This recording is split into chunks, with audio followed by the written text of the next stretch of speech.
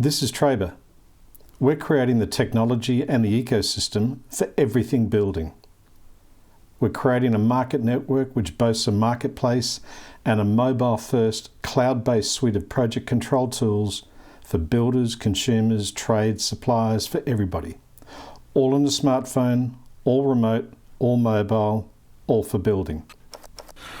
This is Trabr, and this is a building conversation. So g'day, we're here today with Dave Henson from Renxtend. G'day Dave, how are you? Yeah, good Tony, yourself? Yeah, fantastic. Thanks for making the time, I really appreciate it.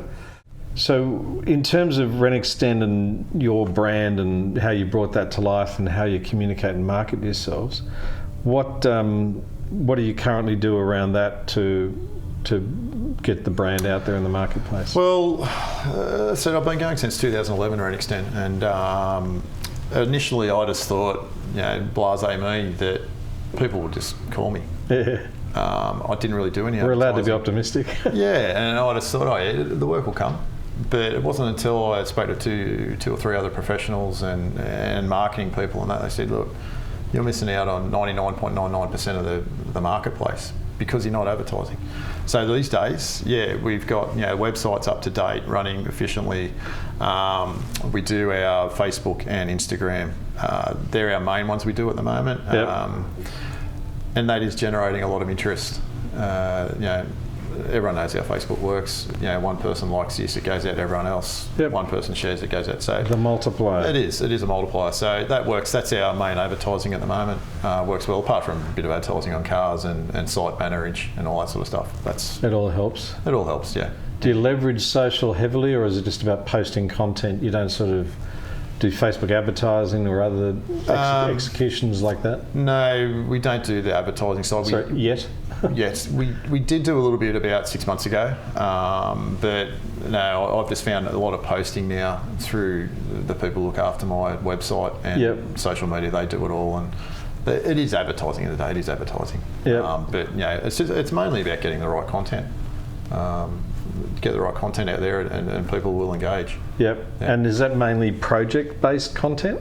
A lot of it's project, but now the lady that's looking after it all for me is getting the more detailed, not specific project, because like the way the market looks, people are happy to have a look at a bit of your project, but that's not what they want to really see. They want to see you. They want to know what your company is. They want to know what you're about.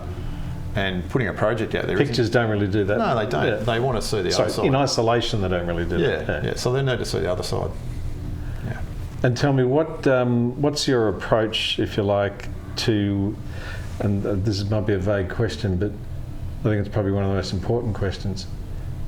How would you phrase or frame your approach to customer experience?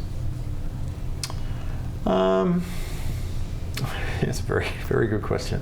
My customer experience, as I said earlier, you have your bad times and you have your good times. I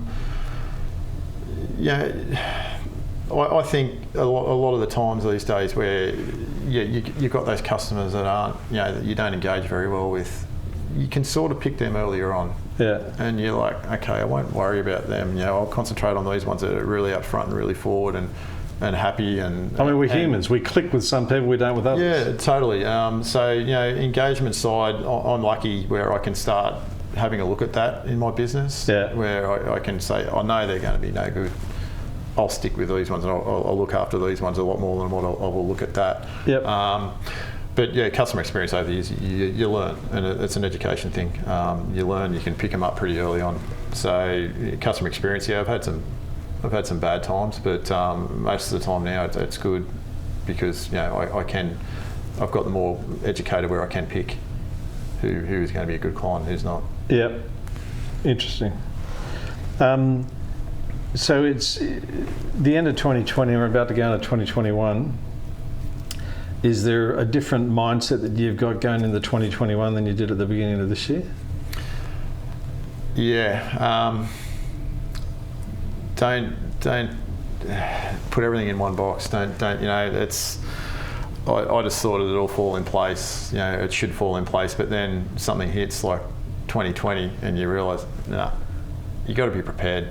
So at the moment, I'm very prepared. I've had the time to get the business ready to go for 2021. Hopefully a vaccine comes out that can kickstart 2021. But as I said, it hasn't affected us a great deal, but it has, as I said, it has made me think that you take a lot for granted. And so one takes one little thing and it just throws everything out the door. So you got to be prepared and you got to be ready for anything. And who can plan for a 1 in 100 year pandemic? Yeah, well, no one. I don't know how they picked a 1 in 100. It's got to be bigger odds than that. But anyway. Well, no, 1 in 100 year, because it was the Spanish flu back in 1918. So yeah, right. I mean, as I said one of my earlier questions, you couldn't have written a script for this year. No, it's just been bizarre and unusual. Listen, that was really interesting. I really appreciate your time. Thanks for answering the questions. It's been really, really valuable. Dave Henson from Renxtend, thanks again. No worries. Thanks, Tony. Cheers.